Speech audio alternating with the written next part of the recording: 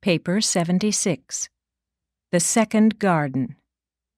When Adam elected to leave the first garden to the Nodites unopposed, he and his followers could not go west, for the Edenites had no boat suitable for such a marine adventure.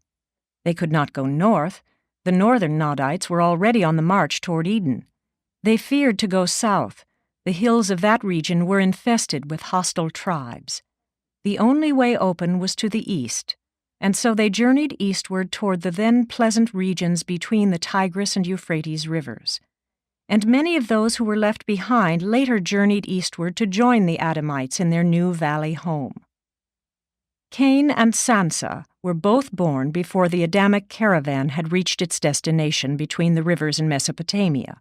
Leota, the mother of Sansa, perished at the birth of her daughter. Eve suffered much but survived, owing to superior strength. Eve took Sansa, the child of Leota, to her bosom, and she was reared along with Cain. Sansa grew up to be a woman of great ability. She became the wife of Sargon, the chief of the northern blue races, and contributed to the advancement of the blue men of those times. 1. The Edenites enter Mesopotamia. It required almost a full year for the caravan of Adam to reach the Euphrates River. Finding it in flood tide, they remained camped on the plains west of the stream almost 6 weeks before they made their way across to the land between the rivers, which was to become the Second Garden. When word had reached the dwellers in the land of the Second Garden that the king and high priest of the Garden of Eden was marching on them, they had fled in haste to the eastern mountains. Adam found all of the desired territory vacated when he arrived. And here in this new location, Adam and his helpers set themselves to work to build new homes and establish a new center of culture and religion. This site was known to Adam as one of the 3 original selections of the committee assigned to choose possible locations for the garden proposed by Van and Amadon. The 2 rivers themselves were a good natural defense in those days, and a short way north of the Second Garden, the Euphrates and Tigris came close together, so that a defense wall extending 56 miles could be built for the protection of the territory to the south and between the rivers. After getting settled in the new Eden, it became necessary to adopt crude methods of living. It seemed entirely true that the ground had been cursed. Nature was once again taking its course. Now were the Adamites compelled to wrest a living from unprepared soil and to cope with the realities of life in the face of the natural hostilities and incompatibilities of mortal existence. They found the first garden partially prepared for them, but the second had to be created by the labor of their own hands and in the sweat of their faces. 2. Cain and Abel. Less than 2 years after Cain's birth, Abel was born, the first child of Adam and Eve to be born in the Second Garden. When Abel grew up to the age of 12 years, he elected to be a herder. Cain had chosen to follow agriculture. Now in those days it was customary to make offerings to the priesthood of the things at hand. Herders would bring of their flocks, farmers of the fruits of the fields. And in accordance with this custom, Cain and Abel likewise made periodic offerings to the priests.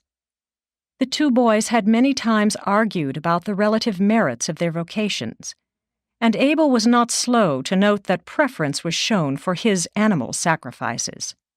In vain did Cain appeal to the traditions of the first Eden, to the former preference for the fruits of the fields. But this Abel would not allow, and he taunted his older brother in his discomfiture. In the days of the first Eden, Adam had indeed sought to discourage the offering of animal sacrifice, so that Cain had a justifiable precedent for his contentions. It was, however, difficult to organize the religious life of the second Eden. Adam was burdened with 1,001 details associated with the work of building, defense, and agriculture. Being much depressed spiritually, he entrusted the organization of worship and education to those of Nodite extraction who had served in these capacities in the first garden. And in even so short a time, the officiating Nodite priests were reverting to the standards and rulings of pre-Adamic times. The two boys never got along well, and this matter of sacrifices further contributed to the growing hatred between them. Abel knew he was the son of both Adam and Eve, and never failed to impress upon Cain that Adam was not his father. Cain was not pure violet, as his father was of the Nodite race later admixed with the blue and the red man, and with the aboriginal Andonic stock. And all of this, with Cain's natural bellicose inheritance, caused him to nourish an ever-increasing hatred for his younger brother. The boys were respectively 18 and 20 years of age when the tension between them was finally resolved one day, when Abel's taunts so infuriated his bellicose brother that Cain turned upon him in wrath and slew him.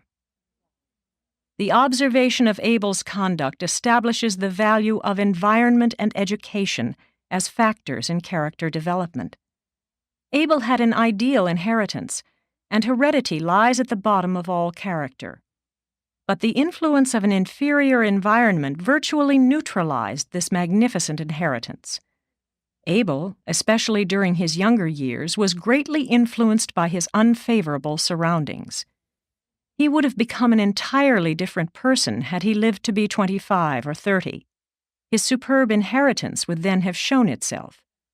While a good environment cannot contribute much toward really overcoming the character handicaps of a base heredity, a bad environment can very effectively spoil an excellent inheritance, at least during the younger years of life. Good social environment and proper education are indispensable soil and atmosphere for getting the most out of a good inheritance. The death of Abel became known to his parents when his dogs brought the flocks home without their master. To Adam and Eve, Cain was fast becoming the grim reminder of their folly, and they encouraged him in his decision to leave the garden. Cain's life in Mesopotamia had not been exactly happy since he was in such a peculiar way symbolic of the default. It was not that his associates were unkind to him, but he had not been unaware of their subconscious resentment of his presence.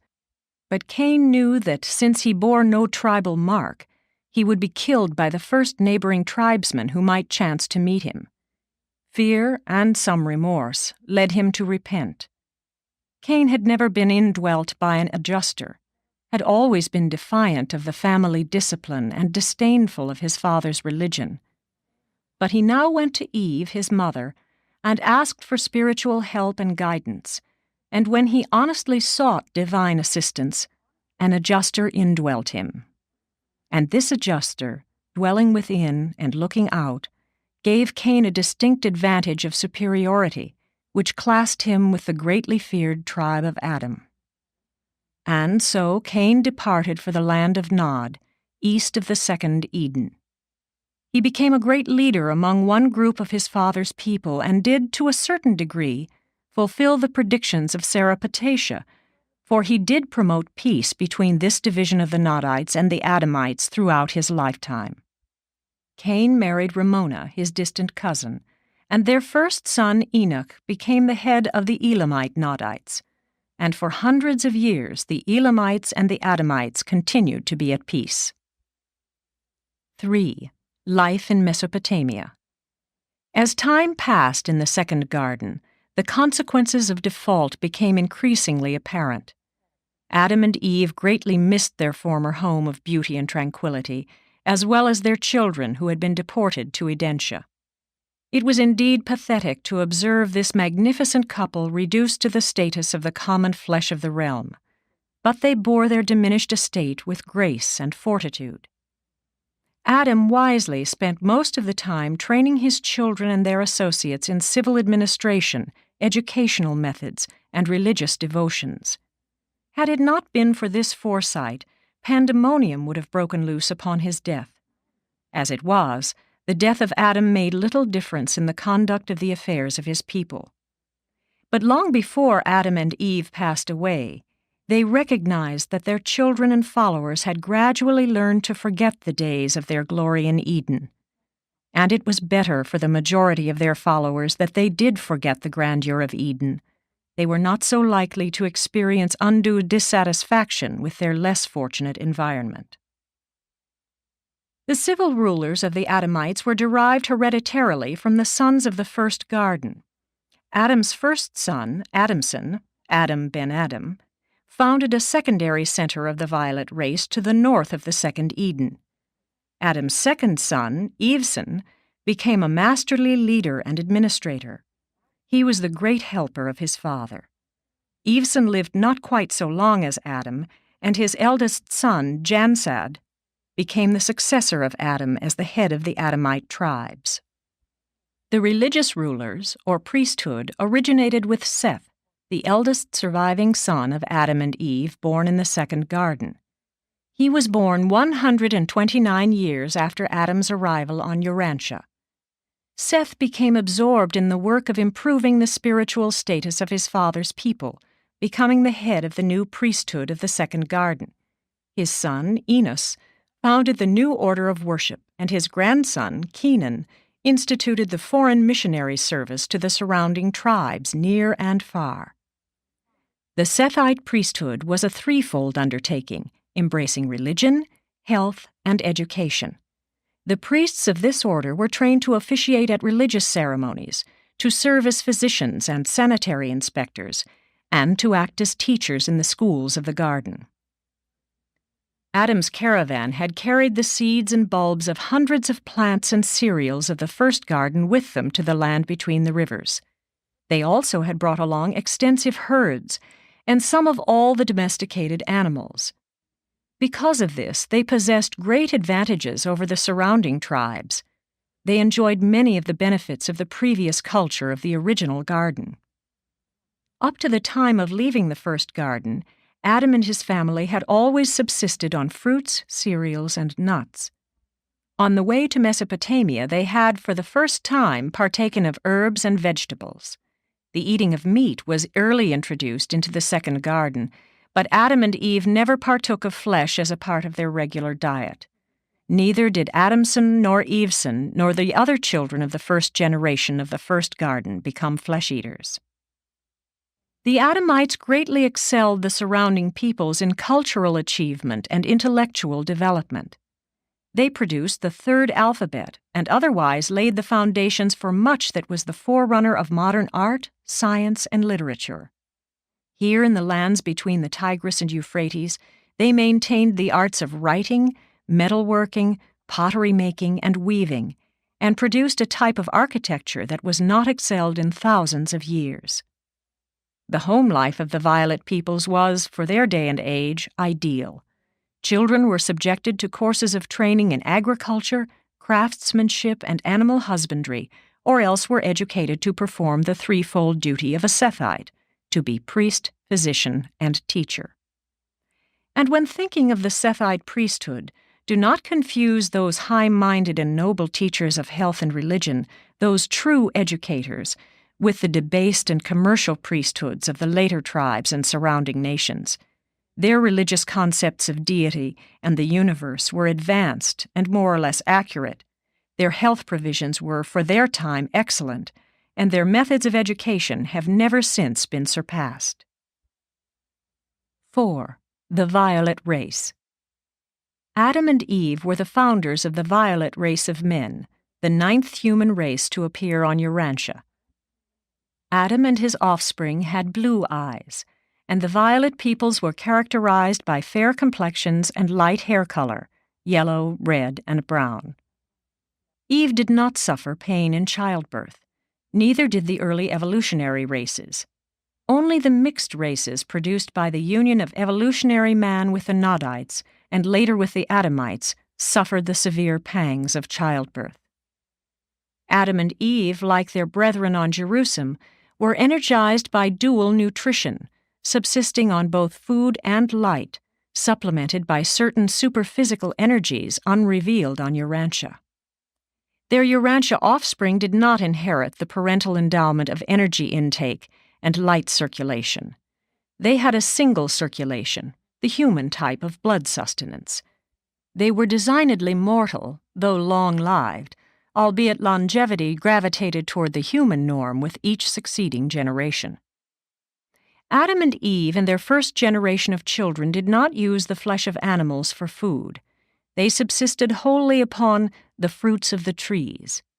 After the first generation, all of the descendants of Adam began to partake of dairy products, but many of them continued to follow a non-flesh diet.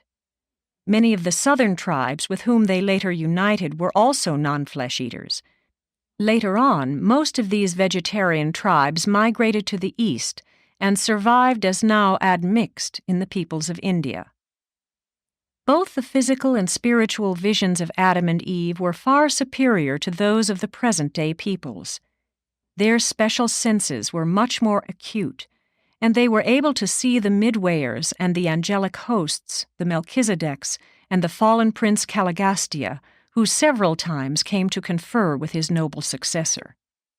They retained the ability to see these celestial beings for over 100 years after the default. These special senses were not so acutely present in their children and tended to diminish with each succeeding generation.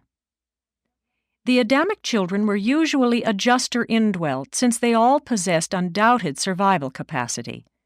These superior offspring were not so subject to fear as the children of evolution. So much of fear persists in the present-day races of Urantia because your ancestors received so little of Adam's life plasm, owing to the early miscarriage of the plans for racial physical uplift. The body cells of the material sons and their progeny are far more resistant to disease than are those of the evolutionary beings indigenous to the planet. The body cells of the native races are akin to the living disease-producing microscopic and ultramicroscopic organisms of the realm.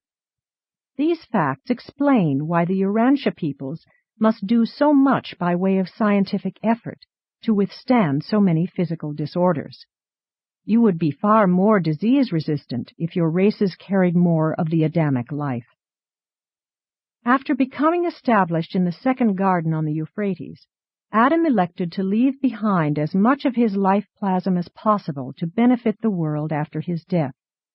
Accordingly, Eve was made the head of a commission of 12 on race improvement, and before Adam died, this commission had selected 1,682 of the highest type of women on Urantia, and these women were impregnated with the Adamic life plasm.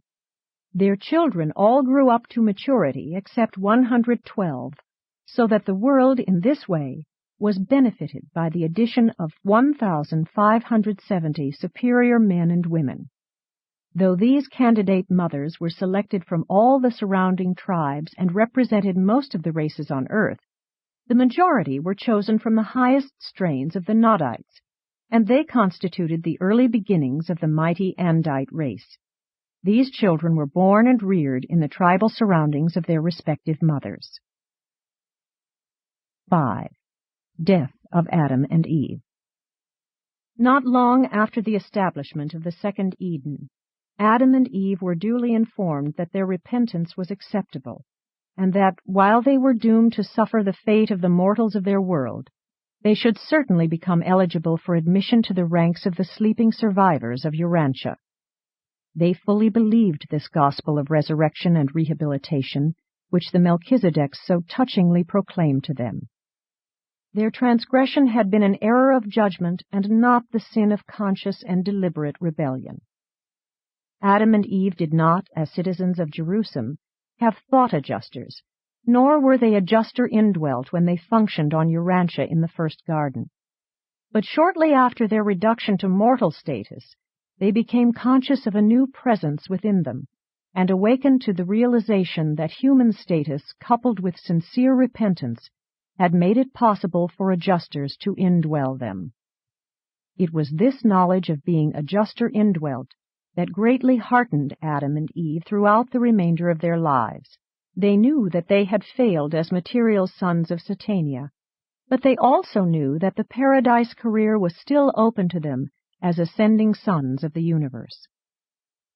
Adam knew about the dispensational resurrection which occurred simultaneously with his arrival on the planet, and he believed that he and his companion would probably be repersonalized in connection with the advent of the next order of sonship. He did not know that Michael, the sovereign of this universe, was so soon to appear on Urantia. He expected that the next son to arrive would be of the Avenal order. Even so, it was always a comfort to Adam and Eve, as well as something difficult for them to understand, to ponder the only personal message they ever received from Michael. This message, among other expressions of friendship and comfort, said, "I have given consideration to the circumstances of your default. I have remembered the desire of your hearts ever to be loyal to my Father's will, and you will be called from the embrace of mortal slumber when I come to Urantia, if the subordinate sons of my realm do not send for you before that time." And this was a great mystery to Adam and Eve.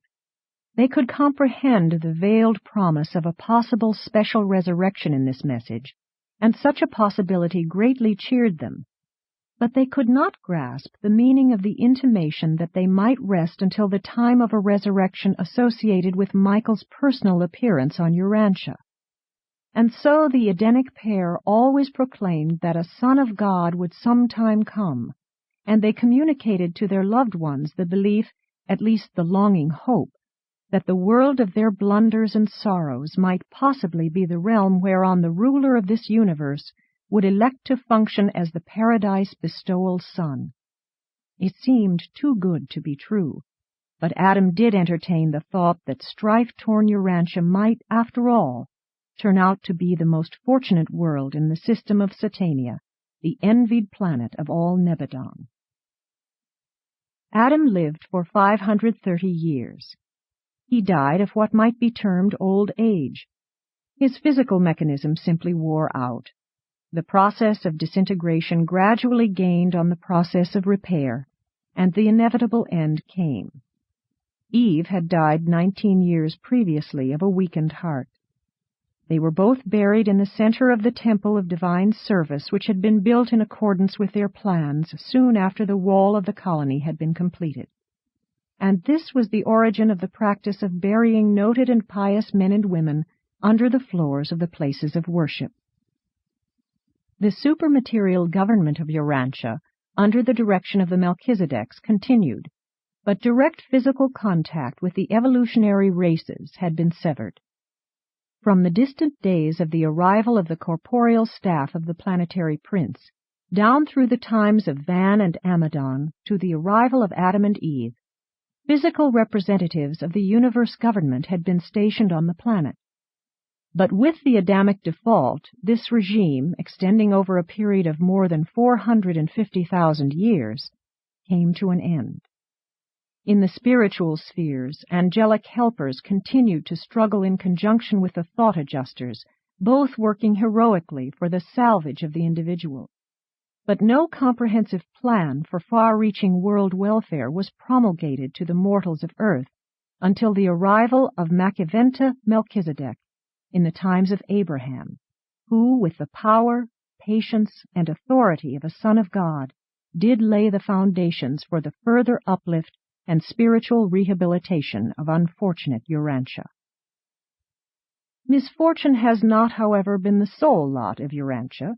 This planet has also been the most fortunate in the local universe of Nebadon.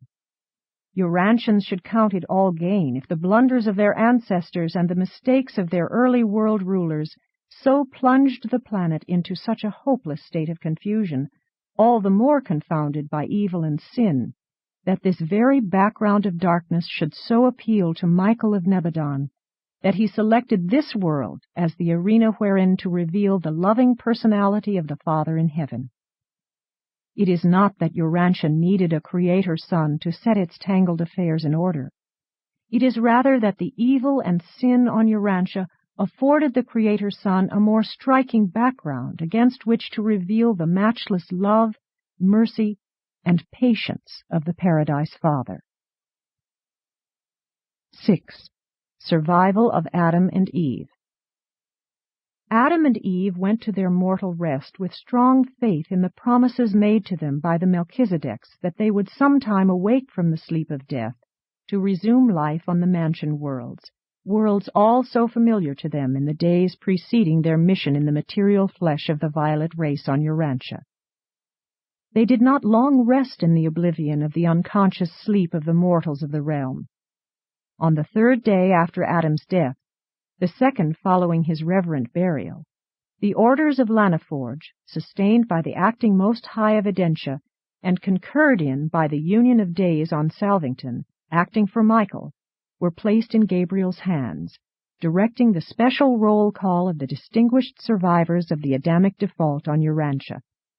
And in accordance with this mandate of special resurrection, number 26 of the Urantia series, Adam and Eve were repersonalized and reassembled in the resurrection halls of the mansion worlds of Satania, together with 1,316 of their associates in the experience of the first garden. Many other loyal souls had already been translated at the time of Adam's arrival, which was attended by a dispensational adjudication of both the sleeping survivors and of the living qualified ascenders. Adam and Eve quickly passed through the worlds of progressive ascension until they attained citizenship on Jerusalem, once again to be residents of the planet of their origin, but this time as members of a different order of universe personalities. They left Jerusalem as permanent citizens, sons of God. They returned as ascendant citizens, sons of man. They were immediately attached to the Urantia service on the system capital, later being assigned membership among the 24 counselors who constitute the present advisory control body of Urantia. And thus ends the story of the planetary Adam and Eve of Urantia, a story of trial, tragedy, and triumph, at least personal triumph for your well-meaning but deluded material son and daughter, and undoubtedly in the end, a story of ultimate triumph for their world and its rebellion-tossed and evil-harassed inhabitants. When all is summed up, Adam and Eve made a mighty contribution to the speedy civilization and accelerated biologic progress of the human race. They left a great culture on Earth, but it was not possible for such an advanced civilization to survive in the face of the early dilution and the eventual submergence of the Adamic inheritance. It is the people who make a civilization. Civilization does not make the people. Presented by Salonia, the seraphic voice in the garden.